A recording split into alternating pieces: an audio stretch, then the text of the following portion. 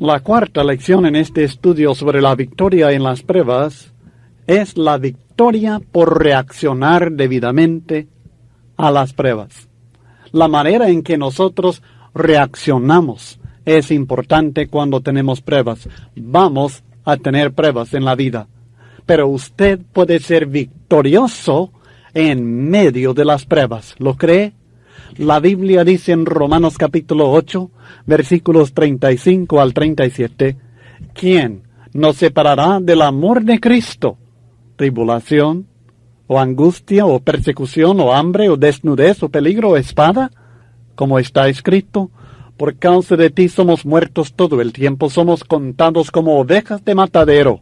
Antes en todas estas cosas, somos más que vencedores por medio de aquel que nos amó.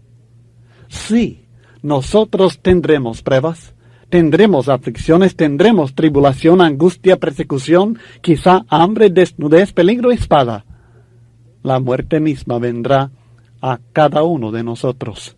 Pero podemos ser victoriosos en medio de estas pruebas y más que vencedores por medio de Cristo, porque Él nos ama y su poder sobre la muerte misma, su poder sobre todos los problemas y las dificultades de la vida nos da a nosotros la victoria. Nosotros podemos ser vencedores. Hablando a cristianos atribulados, en la ciudad de Esmirna, Cristo Jesús les envió un mensaje por medio del apóstol Juan en Apocalipsis capítulo 2, versículos 8 al 11, y concluye este mensaje con estas palabras en los versículos 10 al 11. No temas en nada lo que vas a padecer. No les promete que no van a padecer nada, pero les dice, no temas en nada lo que vas a padecer. A pesar de que vas a padecer, no temas. He aquí el diablo echará a algunos de vosotros en la cárcel para que seáis probados, y tendréis tribulación por 10 días. Sé fiel hasta la muerte, y yo te daré la corona de la vida. El que tiene oído, oiga lo que el Espíritu dice a las iglesias. El que venciere no sufrirá daño de la segunda muerte. Usted, aunque es probado, aunque sufre tribulación, aunque padece, usted puede ser vencedor. Podemos ser victoriosos en las pruebas, a pesar de las pruebas. No obstante todo lo que suframos, podemos ser vencedores si somos fieles, aun en la faz de la muerte misma. Usted puede vencer, pero todo depende de su reacción a las pruebas. Probado será cómo responderá, cómo reaccionará a estas pruebas. Es importante aprender la manera de vida, de reaccionar, de responder al sufrir, al padecer, al ser probado. Y le quiero presentar en esta lección algunos principios fundamentales sobre cómo reaccionar debidamente. Realmente son 4 puntos muy sencillos, pero muy importantes. Verdades que a veces ignoramos, no practicamos, olvidamos, y por causa de ese olvido o ignorancia o desobediencia, nosotros somos vencidos en las pruebas en vez de ser victoriosos. Primeramente, la victoria sobre las pruebas incluye las lágrimas. ¿Le parece extraño? Tal vez, pero es cierto. Es verdad lo que les estoy diciendo. Si usted va a ser victorioso sobre las pruebas, debe aprender a llorar. Sí, la Biblia dice en Eclesiastés capítulo 3 y el versículo 4, hay ocasiones cuando uno debe llorar, cuando debe sentir aquella tristeza que hasta le saca las lágrimas. En vez de reprender a las personas que lloran en medio de sus tribulaciones, quizás sea más apropiado acompañarlos en su tristeza, En Romanos capítulo 12, versículo 15, la Biblia dice, llorad con los que lloran. No dice, diles que no lloren ya. Llorad con los que lloran. En 1 Corintios capítulo 12 y el versículo 26, la Biblia dice, de manera que si un miembro padece, todos los miembros se duelen con él. Y si un miembro recibe honra, todos los miembros con él se gozan. Así como nosotros nos gozamos con aquellos que reciben honra, de la misma manera nosotros debemos sentir dolor con aquellos que padecen. Debemos llorar con aquellos que lloran. Las lágrimas son parte de la victoria que Dios nos da sobre las pruebas. El ser más que vencedor en medio de las pruebas de la vida no significa que nunca vamos a llorar. Al contrario, ese alivio emocional, esa expresión sincera de dolor, es algo que Dios mismo estableció en el cuerpo y en la composición emocional del ser humano. No es natural responder a cada incidente en la vida de uno con alegría. A veces hay ocasiones en las cuales lo más natural y lo más correcto es sentir cierta tristeza y expresar esta misma tristeza por medio de las lágrimas, por medio de un pesar en el corazón de uno. Sencillamente, Dios no está esperando que su pueblo fabrique una alegría artificial, sino que cuando realmente siente alegría, cuando debe sentir gozo, que lo siente y lo exprese, pero cuando hay causa legítima de tristeza, nosotros debemos reaccionar por medio de la tristeza. El mandamiento de 1 Tesalonicenses 5:18, que enseña que debemos dar gracias a Dios en todo, en toda circunstancia, no significa que uno se siente bien, que uno se siente alegre en todo momento.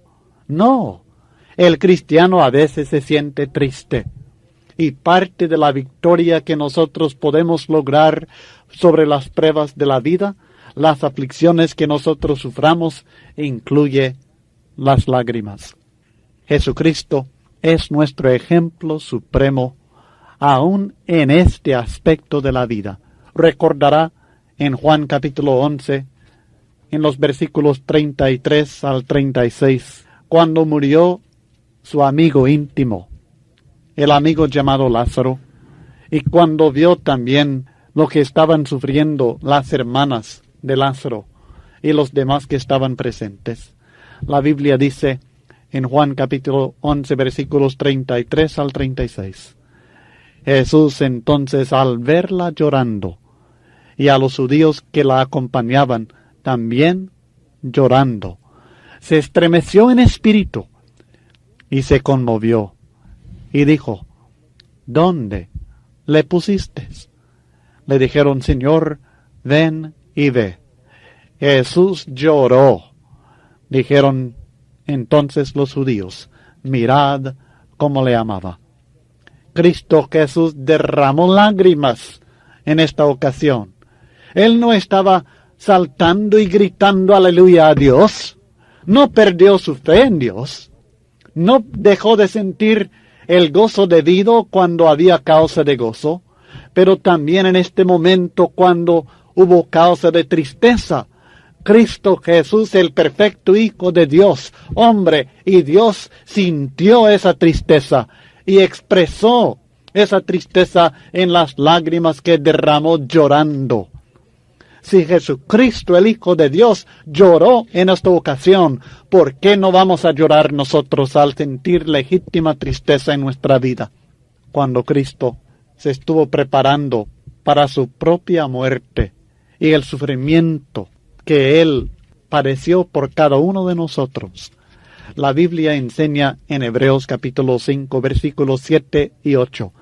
Sin duda en mi mente está refiriéndose al huerto de Getsemaní, cuando Cristo estaba orando al Padre que le hiciera pasar esta copa de sufrimiento. Y la Biblia dice en Hebreos capítulo 5, versículos 7 y 8, y Cristo, en los días de su carne, ofreciendo ruegos y súplicas con gran clamor y lágrimas, al que le podía librar de la muerte, fue oído a causa de su temor reverente, y aunque era hijo por lo que padeció, aprendió la obediencia.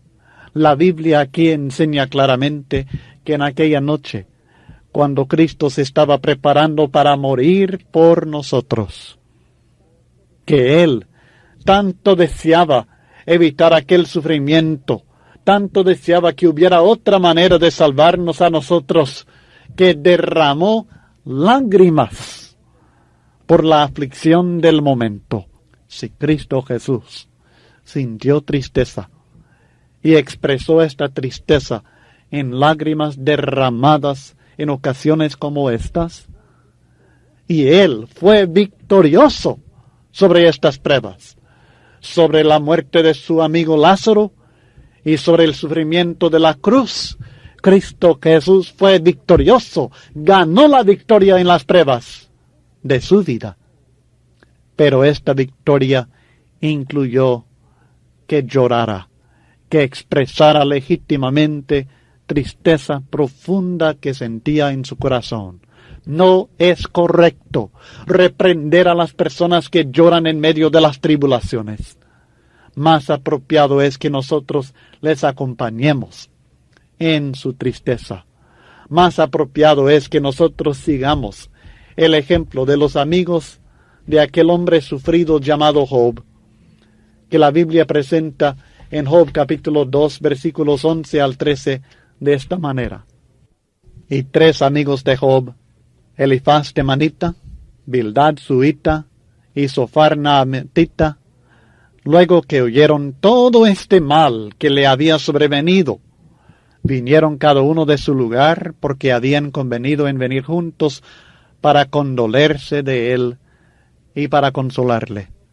Los cuales, alzando los ojos desde lejos, no lo conocieron, y lloraron a gritos, y cada uno de ellos rasgó su manto, y los 3 esparcieron polvo sobre sus cabezas hacia el cielo.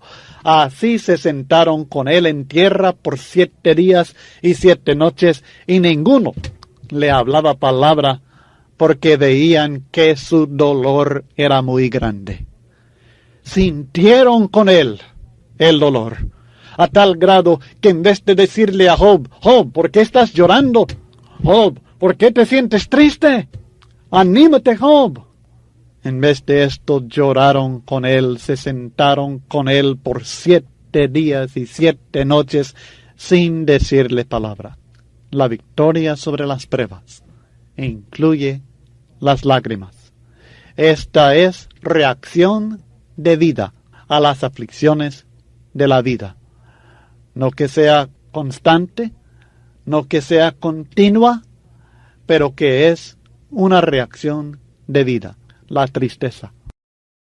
Pero segundo, debemos entender, si vamos a reaccionar debidamente a las pruebas y ser vencedores, debemos saber que la victoria sobre las pruebas no es instantánea.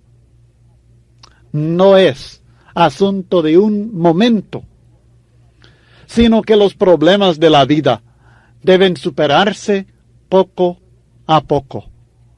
Debemos aprender a vencer poco a poco. Un poco ahora, un poco más mañana y el otro día. Si lo tratamos de hacer todo de una vez, vamos a fracasar. Si pensamos que vamos a resolver todos los problemas en un solo día, un solo fin de semana, con una sola acción, nos equivocamos y seremos vencidos en vez de vencedores. Debemos superar los problemas poco a poco, deliberadamente, con la ayuda de Dios. Debemos afrontar los problemas de un solo día, el día de hoy. El único día en el cual podemos nosotros luchar es el día de hoy. Le decimos a la gente que se puede salvar solamente hoy. Les animamos a bautizarse hoy mismo, porque ayer ya no existe, mañana todavía no está, ni tenemos seguridad de ella. Hoy es el día de salvación. Hoy es el día de vencer los problemas también, mi estimado hermano. Es el único día que nosotros tenemos que afrontar los problemas de hoy mismo. Si nosotros empezamos a pensar en los problemas pasados, si empezamos a pensar en los problemas futuros, seremos nosotros abrumados sobremanera y perderemos la esperanza de salir victoriosos. Y por el desánimo, nosotros mismos nos vamos a destruir y derrotar.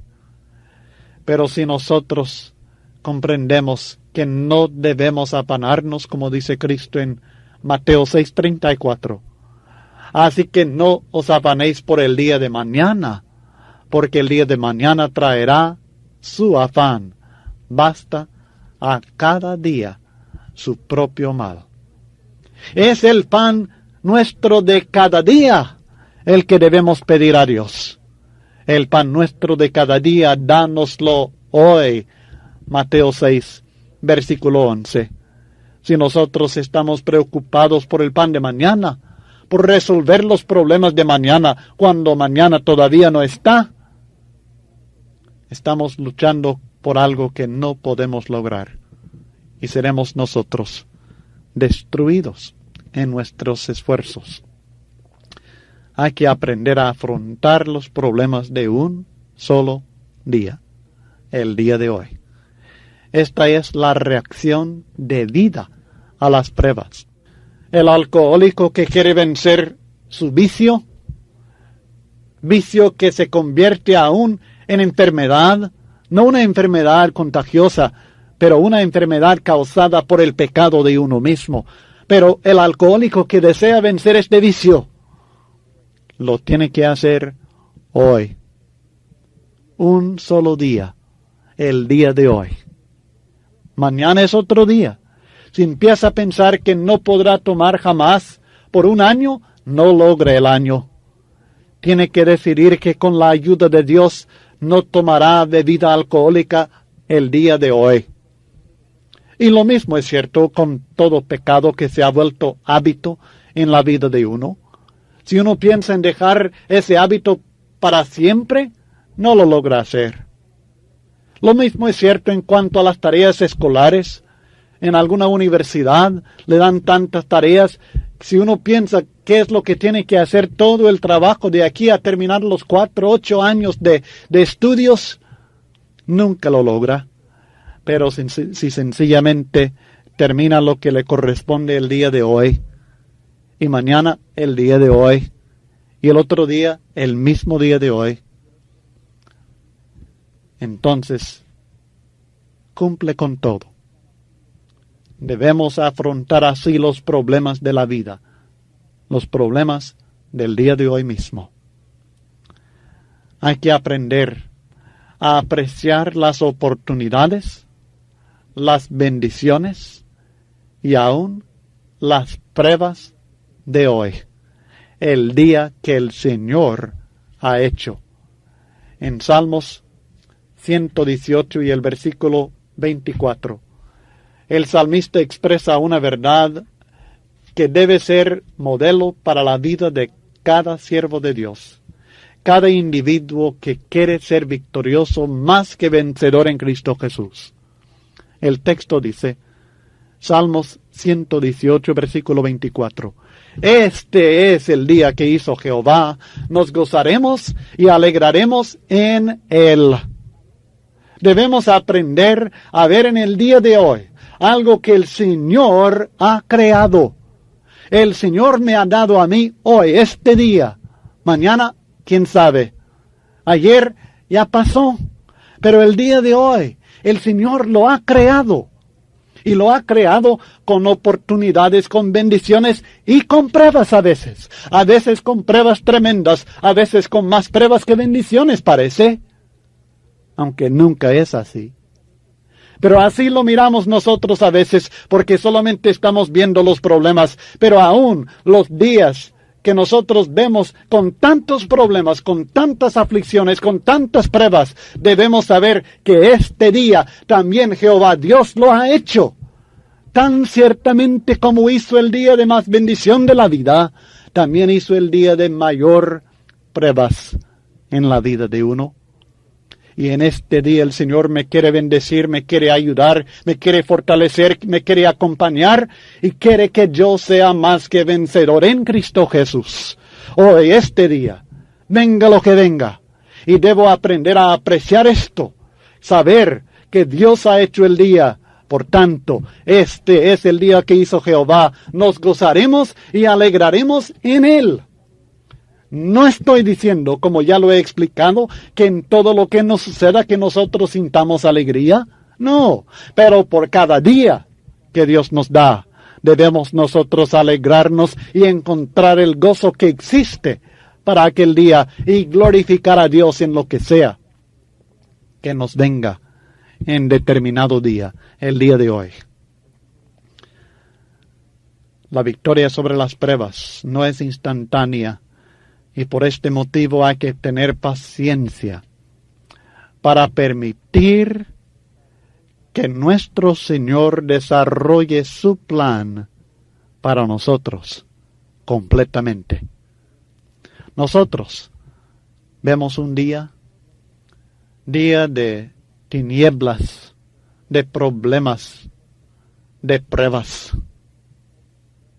Y nosotros queremos resolver todos estos problemas, pero ya. Y nos ponemos a buscar la solución y pedir la ayuda de Dios.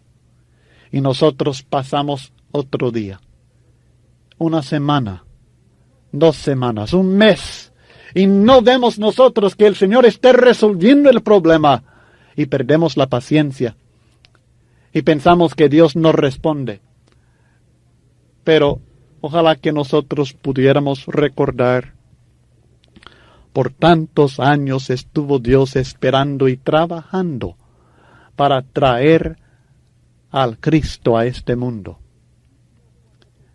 Desde el principio, cuando pecaron Adán y Eva,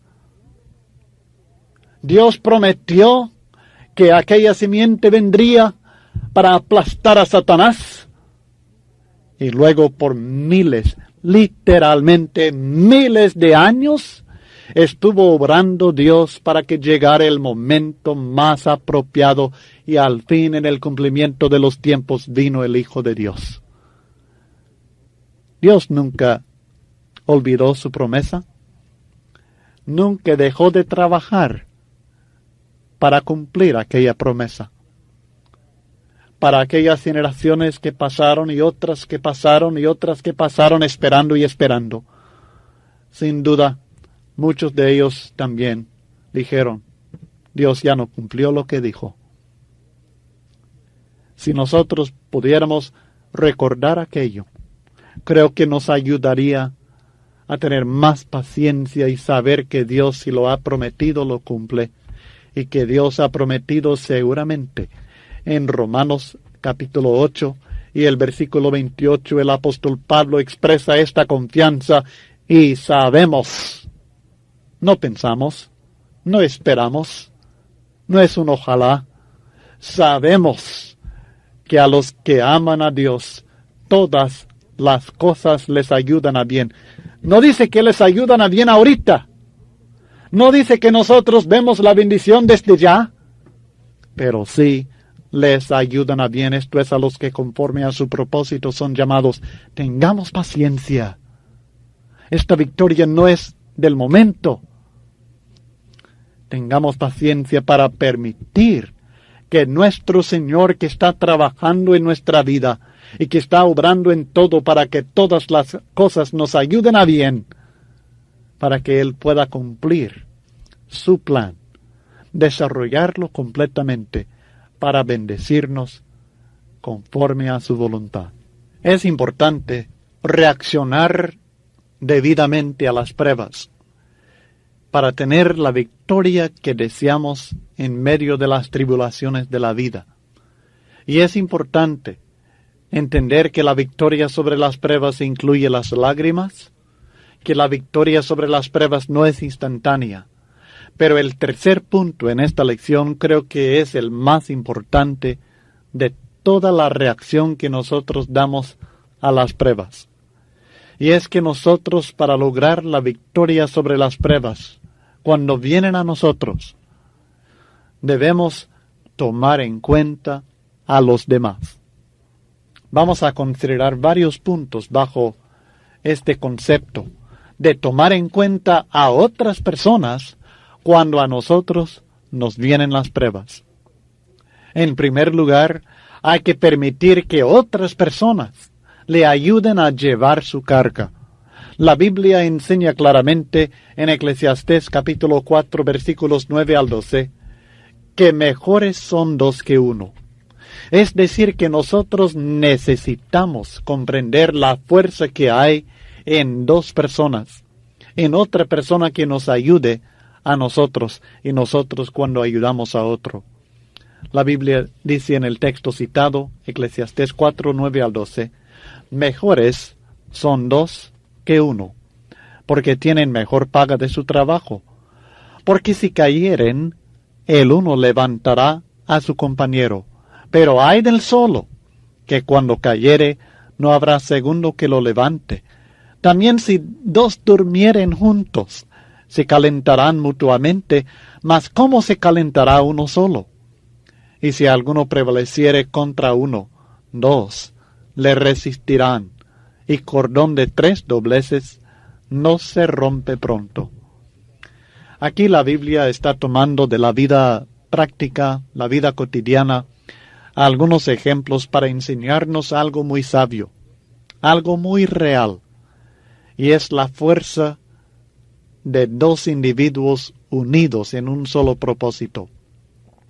Cuando nosotros tenemos problemas, cuando sufrimos, muchas veces, muchas personas, muchos cristianos quieren aislarse de los demás y no buscan la ayuda de otras personas. Aún a veces cuando alguien nos ofrece su ayuda, nos enorgullecemos y nosotros rechazamos la ayuda.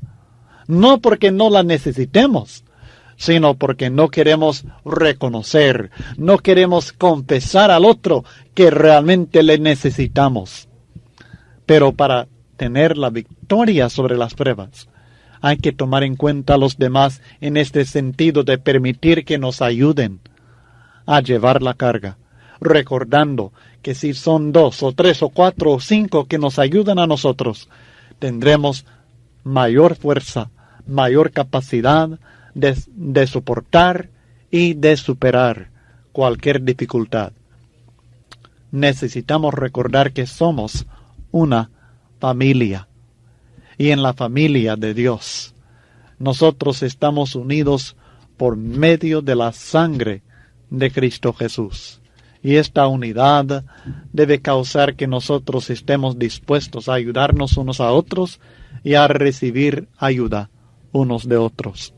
La Biblia dice en 1 Corintios 12, versículo 21, ni el ojo puede decir a la mano, no te necesito, ni tampoco la cabeza a los pies, no tengo necesidad de vosotros. Nos necesitamos en el cuerpo de Cristo Jesús. Nos necesitamos unos a otros, y mayormente cuando tenemos problemas. Es importante desarrollar esta comunión estrecha, espiritual, entre miembros de la Iglesia de Cristo. De manera que si un miembro padece, todos los miembros se duelen con él. Y si un miembro recibe honra, todos los miembros con él se gozan. 1 Corintios 12 y el versículo 26. Permitamos que los demás sientan nuestro dolor, que padezcan con nosotros en sus corazones y que nos ayuden con su compañerismo, su comunión, sus oraciones, toda clase de ayuda que nos puedan dar. Y esto es algo importante. Es un principio, una verdad fundamental que encontramos en las enseñanzas de Cristo Jesús. La Biblia dice en Gálatas 6:2, sobrellevad los unos las cargas de los otros y cumplid así la ley de Cristo. ¿Cómo cumplimos la ley de Cristo? Sobrellevando los unos las cargas de los otros. Esta es una enseñanza fundamental para la familia de Dios, algo que es diferente del mundo, algo que debe hacer distinguirse al cuerpo de Cristo Jesús, a la familia de Dios, a la iglesia que realmente es de Cristo.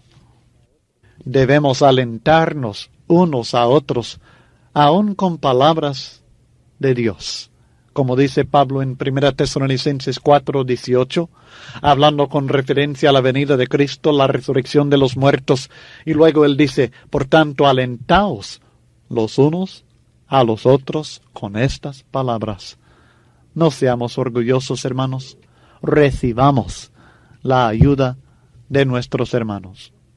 Pero en segundo lugar, el tomar en cuenta a los demás no es solamente pedir y permitir que nos ayuden a nosotros, sino que es también buscar a otras personas que necesiten su ayuda. ¿Cómo me está diciendo? Yo soy el que tengo problemas. Yo soy el afligido. Yo soy aquel que está pasando por la prueba y me está diciendo que yo debo buscar a otro que necesite de mi ayuda. Yo soy el necesitado. Precisamente esto puede ser el problema. Cuando nosotros nos enfocamos en nosotros mismos y en nuestros propios problemas, nosotros comenzamos a ser vencidos. Permitimos que las pruebas nuestras sean aquel factor dominante en nuestra vida y nosotros dejamos de servir y el servidor es el vencedor. Debemos seguir el ejemplo de Jesucristo cuando Él, con el problema mayor que jamás ha existido en esta vida, con la aflicción más tremenda que ningún ser humano no ha conocido, Él sufriendo en la cruz por nosotros, llevando la carga de los pecados de todos los hombres que vivirán y que han vivido sobre la faz de la tierra, sufriendo por nosotros, derramando su sangre, la aflicción del alma. Sin embargo, Cristo en la cruz del Calvario manifestó su preocupación no por sí mismo, sino por otras personas, por su madre. En Juan capítulo 19, en los versículos 26 al 27, recordará cuando vio Jesús a su madre y al discípulo a quien él amaba que estaba presente, dijo a su madre: mujer, he ahí tu hijo. Después dijo al discípulo: he ahí tu madre. Y desde aquella hora el discípulo la recibió en su casa. Cristo se estaba muriendo, estaba sufriendo, sin embargo, se preocupó por su madre, por el bienestar de ella. Y no solamente por ella, que es algo más natural, podemos decir, sino por aquel malhechor que estaba al lado suyo también. En Lucas capítulo 23, comenzando en el versículo 39, la palabra de Dios nos revela esta ocasión tan emocionante. Uno de los malhechores que estaban colgados le injuriaba, diciendo: si tú eres el Cristo, sálvate a ti mismo y a nosotros. Respondiendo el otro, le reprendió diciendo: ¿ni aún temes tú a Dios, estando en la misma condenación? Nosotros a la verdad justamente padecemos porque recibimos lo que merecieron nuestros hechos, mas éste ningún mal hizo. Y dijo a Jesús: acuérdate de mí cuando vengas en tu reino. Entonces Jesús le dijo: de cierto te digo que hoy estarás conmigo en el paraíso. Cristo justamente le hubiera dicho a este hombre: ¿por qué me estás hablando? Eres malhechor, yo sufriendo por tus pecados y pidiéndome favores. Pero Cristo con compasión se preocupó por aquel alma, aquel hombre necesitado, el malhechor que estaba a su lado. Y aún por aquellos que le estaban crucificando, diciendo al Padre: Padre, perdónalos, porque no saben lo que hacen.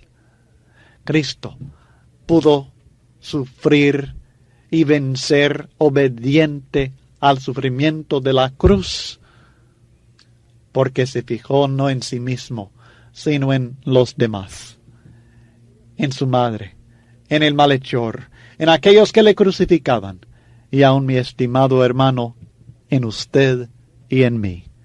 Cristo estaba pensando en nosotros, estaba enfocando su amor en nosotros, y así soportó la prueba. Podemos decir, bueno, este es Cristo Jesús, claro que Él es el Hijo de Dios, pero hay otros ejemplos de lo mismo que encontramos en el Nuevo Testamento. Recordará que Esteban, cuando le estaban apedreando en Hechos capítulo 7, él también pidió que el Padre perdonara a estas personas. Tengo algunas sugerencias para lograr esto, para ayudar a los atribulados. Primeramente, hay que visitarlos.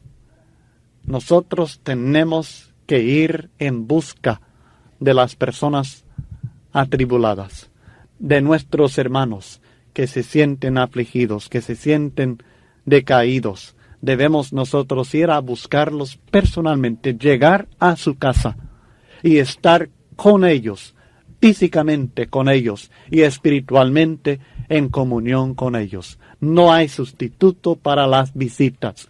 La obra del predicador, la obra del evangelista, la obra de aquel ministro que realmente quiere servir al pueblo de Dios, no puede lograrse exclusivamente desde el púlpito, predicando la palabra públicamente. Mucho de lo que nosotros hacemos para edificar a la iglesia de Dios y especialmente a aquellos cristianos atribulados, lo tenemos que hacer por medio de visitas personales. Es la única forma de llegar realmente y tener una plática animadora y escuchar a estas personas y saber cuáles son sus problemas. Segundo, hay que orar con ellos.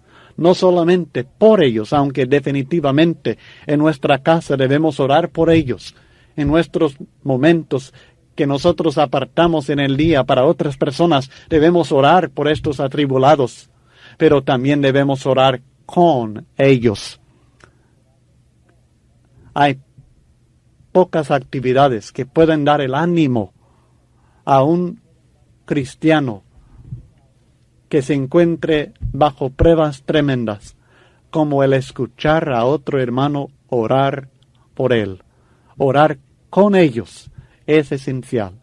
Tercero, hay que escucharlos. Hay que dar lugar a que ellos expresen sus sentimientos, que expresen su tristeza, que nos expliquen sus problemas. Debemos tener la paciencia de escuchar a los hermanos atribulados y aún a nuestros amigos que tengan problemas y que necesiten de la ayuda de Dios. Debemos nosotros no siempre ser aquel individuo que habla. A veces debemos estar más prestos a oír y no hablar. Muchos predicadores creen que siempre deben estar hablando y no es así. A veces debemos sencillamente escuchar. Esto es lo que necesita la persona más que otra cosa, que alguien le escuche. He visto a varias personas que hacen visitas a los enfermos y no dejan hablar. Es solo hablar y hablar y hablar desde que llegan hasta que se vayan. Y el enfermo, el atribulado, no ha tenido la oportunidad de expresar lo que siente, lo que teme, lo que le está molestando tal vez en su espíritu. Recuerdo el caso de un hermano que estaba muy enfermo psicológicamente. Había tratado de suicidarse, le habían salvado la vida y llegó un predicador a ayudarle. Creo que este hermano pidió que llegara ese otro predicador para hablar con él, para tratar de restaurarle en la fe. Y estuve presente cuando llegó este otro hermano, y él llegó, y desde que entró empezó a hablar, y habló todo el tiempo que estuvo ahí, y no permitió que aquel hermano atribulado, aquel hermano deprimido, le expresara lo que le estaba molestando a él. No dio lugar. Nosotros debemos aprender a escuchar a los atribulados. Recuerdo que el hermano enfermo siguió más enfermo después de aquella visita. Necesitaba que le escucharan para saber cuál era su problema, en vez de solo hablar. Luego, hay que hablar. Después de escuchar, sí, entonces hay que hablar. Palabras de consolación. Nosotros debemos buscar y tener en mente en las Escrituras citas de la Biblia que nos ayudan a nosotros y así prestar esta ayuda a ellos por medio de las Escrituras, por medio de nuestras propias experiencias con las tribulaciones, como dice el apóstol Pablo en 2 Corintios 1, 3 al 4, que leímos hace poco, que por medio de la consolación que hemos recibido de Dios, debemos consolar a los demás. Por medio de experiencias de otros hermanos que han pasado por semejantes dificultades, pero han sido victoriosos, debemos hablar palabras de consolación, no de desánimo. Si usted va a desanimar, si usted mismo está desanimado y usted viene con palabras no de consolación, sino de desánimo, mejor no llegue, mejor no hable con esta persona. He visto el caso de personas que han visitado a enfermos y les dicen, bueno, sí, dice que mi hermana o mi cuñado o mi tía tuvo una enfermedad igual a la que usted tiene ahora. Bueno, ¿y qué le pasó? Pues murió. Bueno, ¿qué ánimo está trayendo? Nada está trayendo de ánimo, sino desánimo. Derrota está trayendo al enfermo. Así que estemos seguros que lo que vamos a hablar realmente sean palabras de consolación y de ánimo, porque esto es lo que necesitan. Otro punto importante, la quinta sugerencia que tengo, es que ayude a los atribulados con sus tareas cotidianas. A veces lo único que podemos hacer es hacer algo material por ese individuo. Tal vez ayudar en el hogar, en la casa, ayudar en su trabajo si lo tiene, ayudarle de alguna manera con algún mandado que necesitan que alguien haga, pero ayudemos, estemos dispuestos a lo que necesite la persona. Estemos abiertos a las oportunidades, las posibilidades de servir. El servicio unos a otros no es solamente la enseñanza de la Biblia, sino que es también ayudar con lo necesario para la vida, con tareas que tienen que llevarse a cabo cada día. Y a veces sencillamente tener a un compañero, hermano, que le ayude, que le acompañe en estas tareas, o que le haga un favor, o mientras esté enfermo, que le ayude con sus diferentes obligaciones materiales. Esto ayuda, esto anima, esto consuela al hermano atribulado. Sexto, hay que ser constante en nuestra preocupación por los atribulados. Por lo general, especialmente después de una tragedia grave o una enfermedad crónica, o si se trata de alguien que falleció y estamos tratando de consolar a la familia, nosotros después de un día o dos ya nos olvidamos de estos hermanos atribulados. Y esto es lo que no debemos hacer, sino ser constantes en nuestra preocupación por ellos. Seguir con ellos hasta que salgan victoriosos de la tribulación. Séptimo, debemos buscar más ayuda para ellos. A veces encontramos a un hermano atribulado que no necesita solamente de nuestra visita, de nuestra ayuda, sino de la ayuda de varios hermanos o hermanas. Y nosotros debemos buscar esta ayuda. A veces me he encontrado con personas atribuladas que francamente yo en lo personal no me sentía capacitado en ese instante para ayudarle. Por X razón, no tenía la experiencia, no tenía el conocimiento, no tenía la sabiduría. Algo me faltaba, por tanto, era necesario buscar a otro hermano o a otra hermana a otro individuo cristiano que le pudiera ayudar con este problema que tiene. Y esto es lo que debemos estar dispuestos a hacer. No decir, bueno, no puedo hacer nada y cruzar los brazos, sino decir, bueno, yo no sé qué hacer, pero buscaré ayuda de otra persona, de otro hermano, que sí le puede ayudar. Entendamos que esto de servir a los atribulados es parte integral de nuestro ministerio, de nuestro servicio a Cristo Jesús.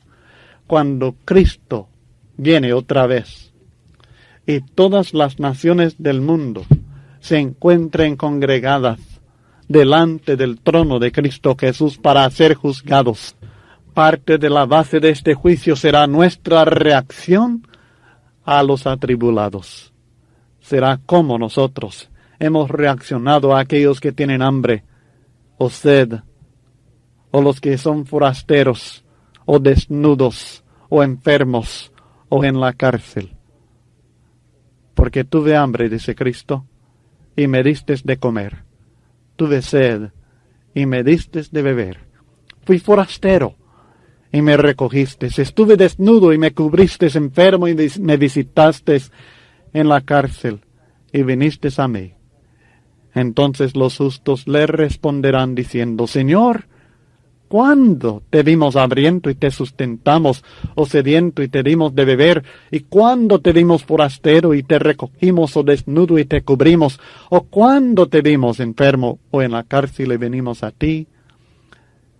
Y respondiendo el rey les dirá, de cierto os digo, que en cuanto lo hicisteis a uno de estos mis hermanos más pequeños, a mí lo hicisteis.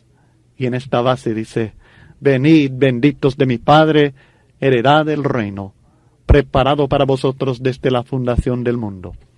Mateo capítulo 25, del 34 al 40. Si usted quiere ser victorioso sobre las pruebas, debe tomar en cuenta a los demás en sus problemas. Y el último punto en este estudio, en esta lección sobre la victoria en las pruebas, reaccionando debidamente a ellas, es que la victoria sobre las pruebas viene cuando buscamos la ayuda de Dios.